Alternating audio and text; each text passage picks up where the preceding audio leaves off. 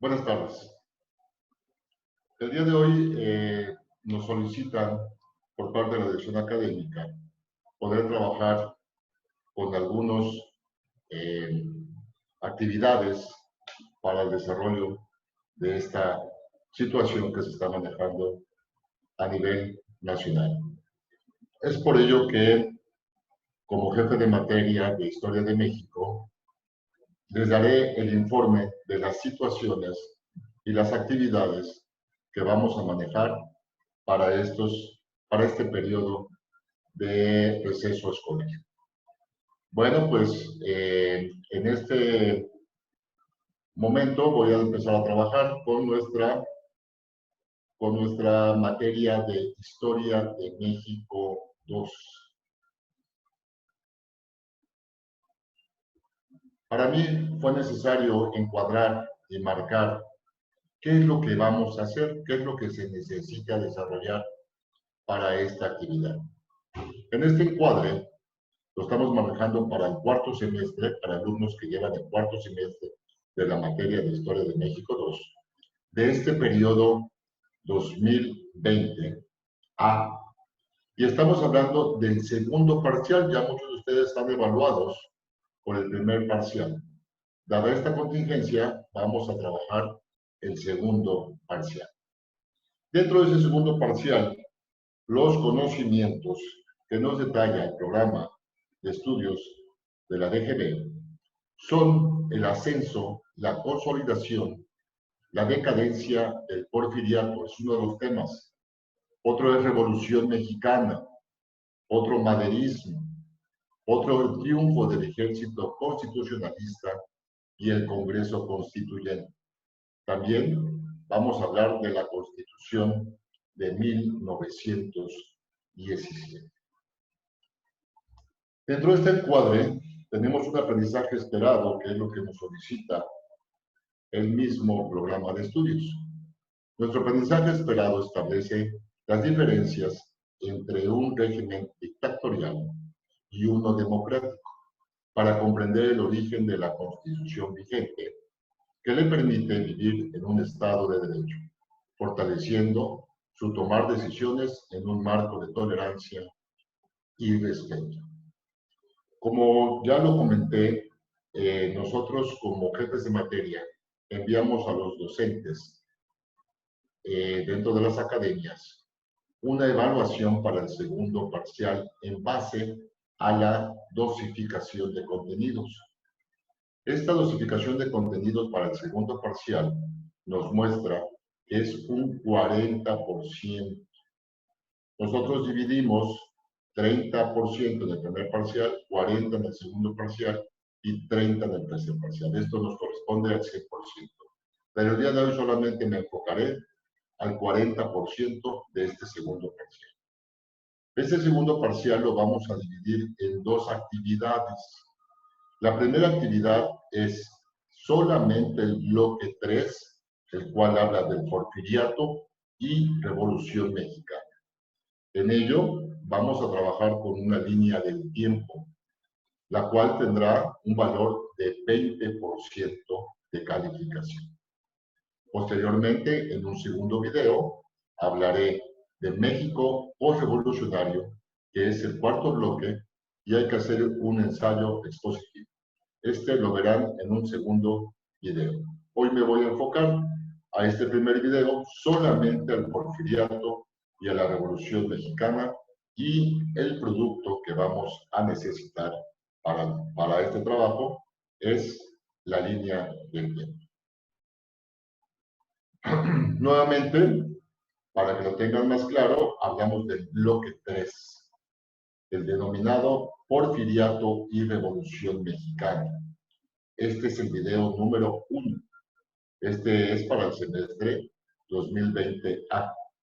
Se crea dentro del Departamento de Servicios Docentes y un servidor, el licenciado Héctor Méndez Herrera, soy jefe de materia de Historia.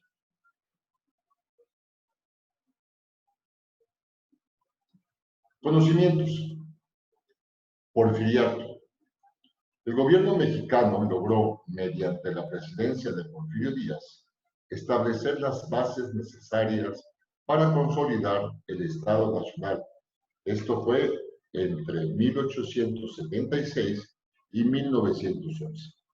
Varias fases se presentaron en tal ejercicio de funciones guiadas, primordialmente por el propósito de incorporar al país en el desarrollo mundial del capitalismo, necesitando de más mercados para su propia reproducción. ¿Qué quiere decir esto? ¿Qué es lo que hizo Porfirio Díaz? Bueno, pues tenemos que él lo que principalmente quería era una actividad de México ante este desarrollo mundial y pensando siempre en lo que se estaba manejando con los capitales del extranjero. El crecimiento económico resultante, sin una adecuada redistribución de la riqueza, surgirían los nuevos actores sociales, promotores de una transformación que se tornó muy violenta hasta que los grupos establecieron puntos de acuerdo para sustentar el mismo modelo económico, pero con ciertos beneficios sociales para las masas populares. La nueva forma de establecer la gobernabilidad se estableció con la Constitución de 1917. Recordemos cómo eran las características de ese México, donde pues solo había dos clases sociales. Los ricos, que eran los que estaban cerca del poder de Porfirio Díaz, y la gente pobre o el proletariado, que eran los trabajadores. Esto hacía que nada más estas dos clases sociales eran las que trabajaban o las que fungían en este modelo económico.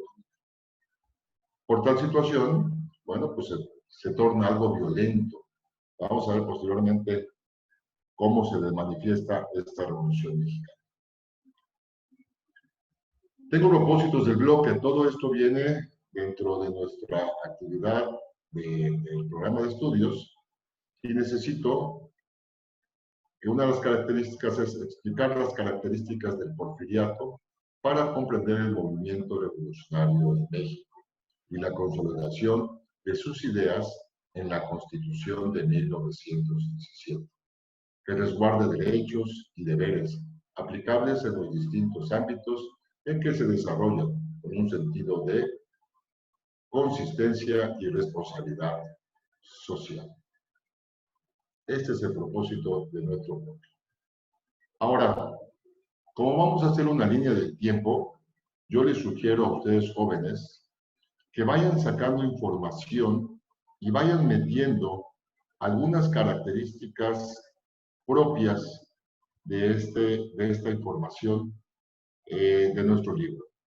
Podemos hacer un mapa mental, podemos hacer una lluvia de ideas, podemos hacer un cuadro sinóptico, ir sacando la información para posteriormente vaciarla a una línea del tiempo.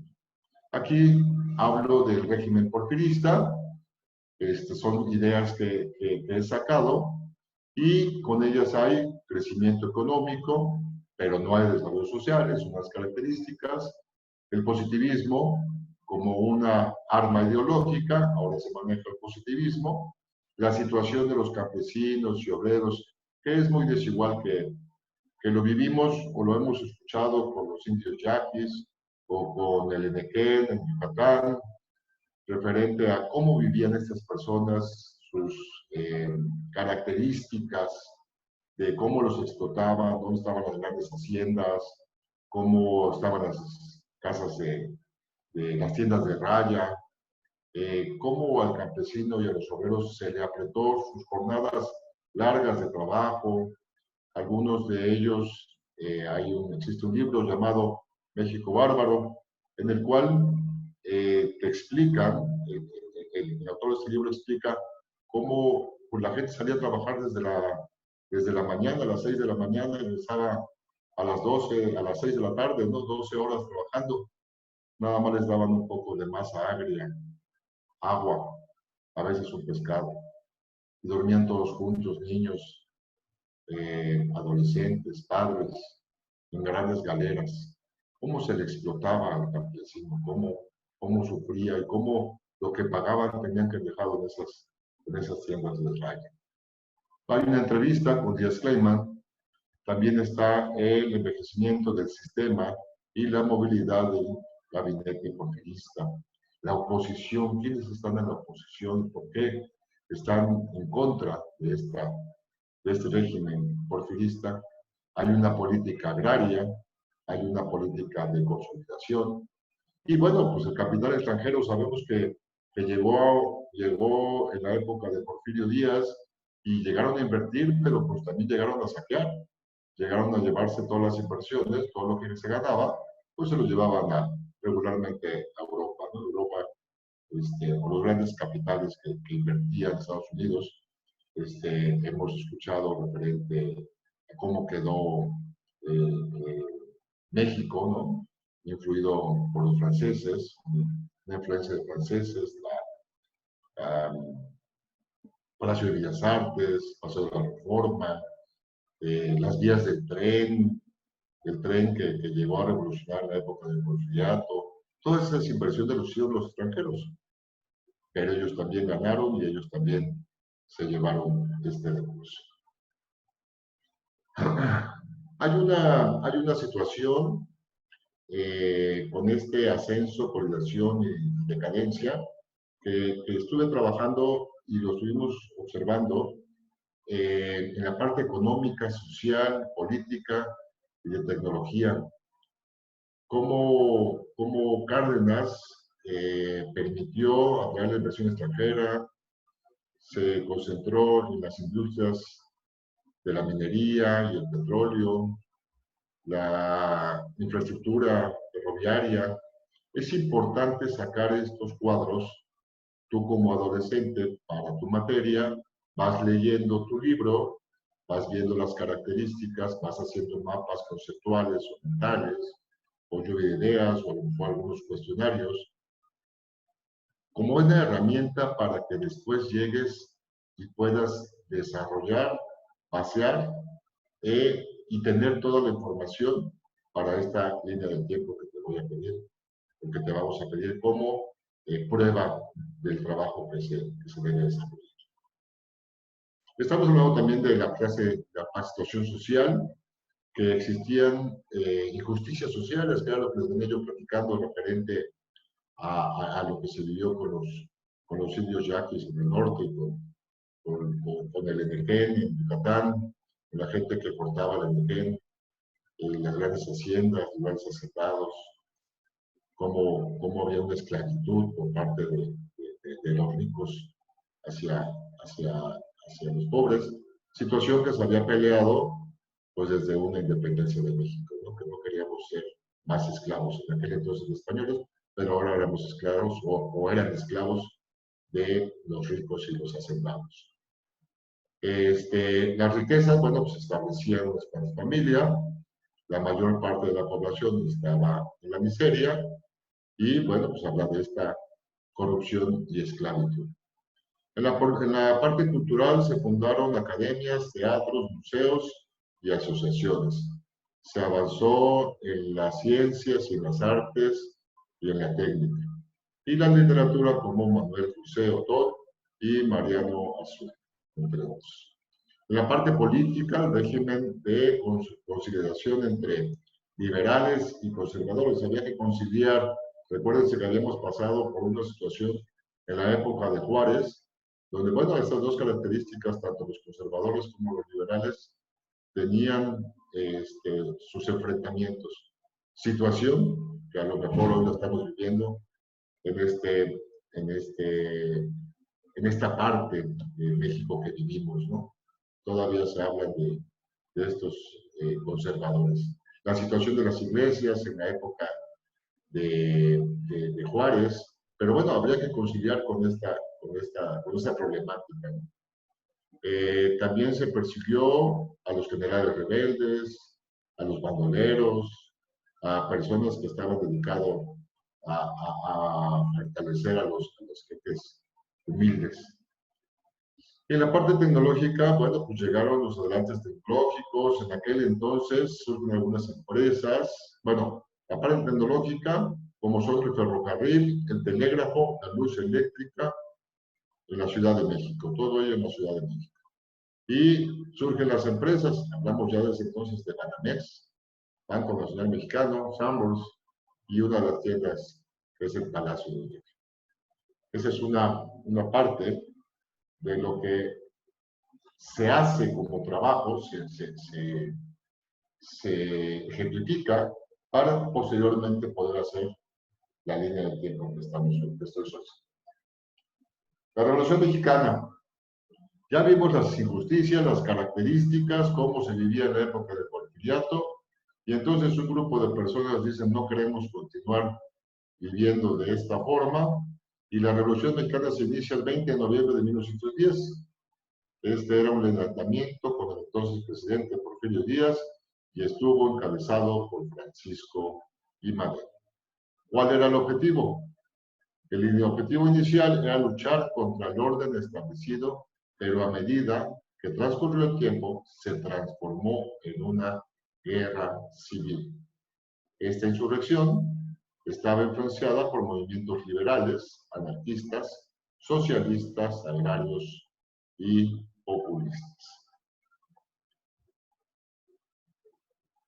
También una persona que fue representante de estos movimientos fue conocido como Emiliano Zapata, fue uno de los líderes militares y campesinos más importantes de la Revolución Mexicana, un símbolo de la resistencia campesina en México. Con su parte del movimiento revolucionario, estuvo al mando del Ejército Libertador del Sur. Este es un punto importante que también podemos manejar o que deben manejar en su trabajo. Otra persona también conocida por su seudónimo Francisco Villa o Pancho Villa, fue uno de los jefes revolucionarios de la Revolución Mexicana, cuya actuación militar fue decisiva para la derrota del régimen del entonces presidente Victoriano Huerta. Esta parte de historia, ustedes se ubicarán en los tiempos, qué fue lo que sucedió primero, después de que termina, que va al exilio Porfirio Díaz, qué presidente entra, qué características da, qué sucede, ¿no? Con aquella muerte, quiénes son los que van continuando y qué organización llevan, porque ya se habla de un proyecto para una constitución de 1917, pero bueno, también ya se habla de un congreso constituyente donde ya en la democracia ya se juntan para decidir algunas situaciones en este congreso, situaciones que vive ese México. Terminado con Venustiano Carranza, la Carta Magna, la Constitución de 1917, la que de alguna forma hoy nos rige, tiene como eje, para mí, 3 puntos que hemos visto desde la infancia, desde cuando éramos niños, son puntos importantes. El artículo tercero constitucional que en la escuela nos marca que debe ser laica, obligatoria y gratuita. Esto se da por las características de cómo se vivía en un México donde la religión era muy importante y decidieron eliminar dentro de las escuelas públicas esa situación de estar la iglesia dentro de las escuelas. Situación por lo cual, la denominan laica, es para todos, es obligatoria y debe de ser gratuita. Entonces, ese es un punto en el artículo tercero que nos da la Constitución. Otro artículo que les decía yo, de los 3 importantes, o de los que se han manejado desde la infancia, 27, todo lo que está en el suelo, y en el subsuelo es propiedad de la nación. Esto da oportunidad a que posteriormente Lázaro Cárdenas haga una expropiación petrolera, porque lo que está dentro de nuestro país, los litorales, los ríos, el petróleo, todo eso debe de ser de los mexicanos, no puede ser de las personas que están invirtiendo o de los extranjeros. Eso permite también que Cárdenas tenga esta expropiación petrolera.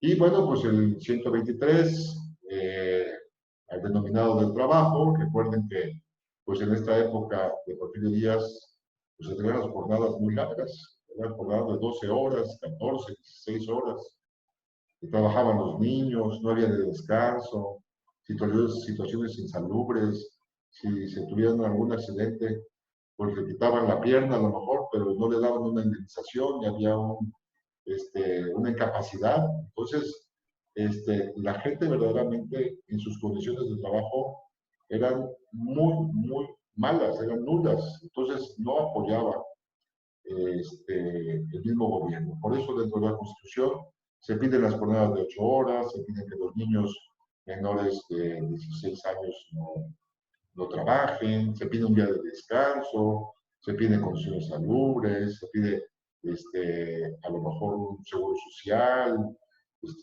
una asistencia de salud.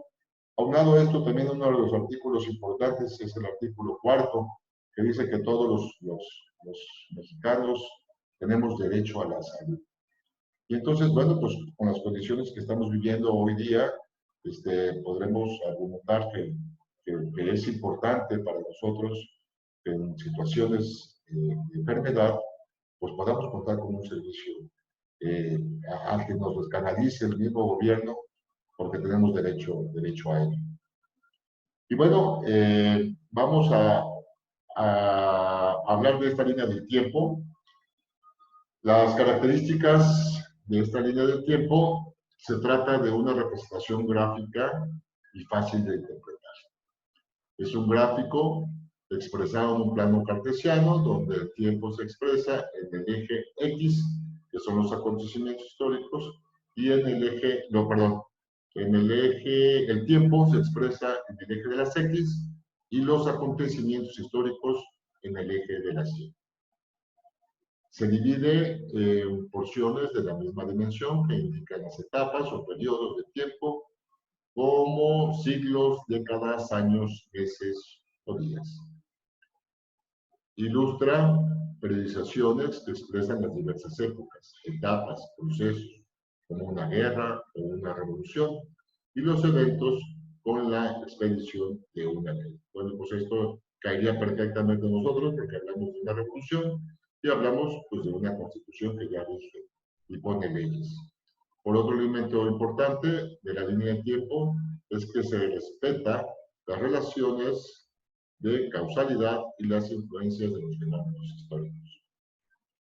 Es importante ilustrarla con imágenes, porque es un recurso visual para la comparación y el análisis de los acontecimientos históricos analizados. Dejo un tiempo aquí estas características para que tú las observes y voy diciendo que es completa la información, es demasiada tal vez la información. Si hiciéramos una línea del tiempo, pues a lo mejor nos llevaríamos, no sé, unas 6 u 8 mesas, ¿no? Si hacemos la cuenta de lo que mide una mesa, ¿no? O una hoja, y entonces, pues sí pondríamos mucha información, a lo mejor es demasiado larga para hacerla continua. Entonces yo te sugiero que tengas la creatividad, porque a lo mejor puedes dividirla, puedes hacer un trabajo donde se vayan haciendo pequeños bloques y puedes poner uno de uno, uno de dos, uno de tres, y posteriormente se los vas a entregar a tu docente como trabajo. Y esto quiere decir que no llevarías el rollo, ¿no? O lo largo que pudiera ser esta línea del tiempo, pero sí que se cumplieran las características de qué es lo que nosotros estamos solicitando con este trabajo. Recuerda que tu docente, cuando regresemos a estas actividades o las actividades nuevamente, recuerda que tu docente revisará el trabajo que estamos solicitando y, bueno, él va a ver la entrega, va a ver qué contenido vas a poner, cuál va a ser tu estructura, va a revisar también tu ortografía y el orden.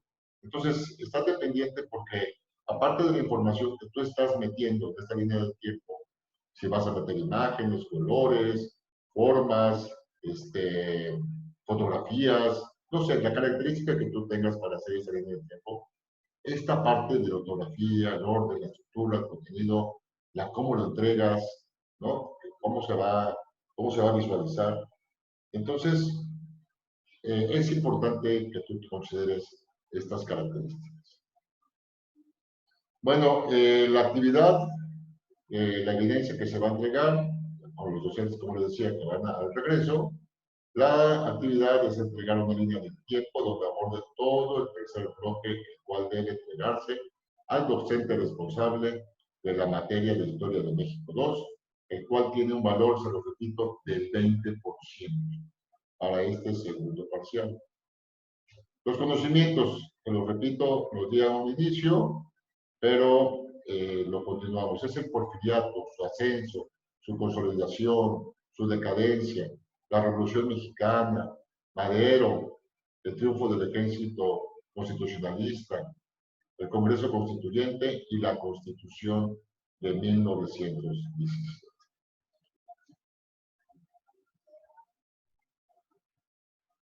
Es la materia de historia, estamos hablando de este 2020, y con el semestre A, y te invito a que evalúes tu desempeño y recuerdes que este trabajo es individual, este trabajo, ese aprendizaje será para ti, para tenerlo fresco, y recuerda que entre más nosotros nos involucremos en nuestros trabajos, lo captemos, lo entendamos, lo guardemos, lo registremos, será mucho más fácil tal vez para presentar un examen en la universidad, porque como nosotros lo hicimos, tendremos esa información guardada en nuestro disco duro, ¿no?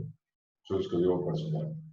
Pues lo repito, mi nombre es Héctor Meléndez, les agradezco la atención a este video y disfruten el trabajo, disfruten el tiempo, dedíquenle tiempo en estas semanas para que sea un buen trabajo de entrega regresando a nuestras aulas.